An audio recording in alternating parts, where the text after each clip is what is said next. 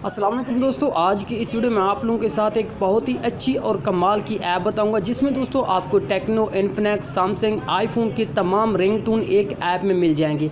वो किस तरह से यूज़ कर सकते हैं और अपने मोबाइल फ़ोन के ऊपर आप लगा सकते हैं, इस वीडियो को मुकम्मल देख लीजिए। जैसे कि दोस्तों आप जानते हैं यूट्यूब पर मौजूद, अगर आप मेरे न्यू सब्सक्राइबर हैं तो आपसे एक रिक्वेस्ट करता हूँ, आप मेरे चैनल को यहाँ से सब्सक्राइब कर दें, साथ बेल के आइकन के ऊपर लाजमी क्लिक करें ताकि इस चैनल पर मैं जो भी वीडियो अपलोड करूँ उसका नोटिफिकेशन आपको मिलता रहे। वीडियो को यहाँ से सबसे पहले लाइक करें। लाइक करने के बाद आज मैं आप लोगों को एक बहुत ही अच्छी ऐप बताता हूँ।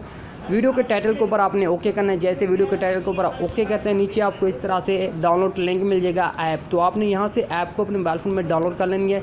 इस ऐप में बहुत सारी रिंगटोन हैं, आईफोन, टेक्नो, इन्फिनिक्स, सैमसंग, सब की आपको HTC तमाम की रिंगटोन मिल जाएंगी मेरे भाई। जैसे इस ऐप को आपने डाउनलोड कर लिया तो आप अपने मोबाइल फ़ोन में इस ऐप को ऑन करना है।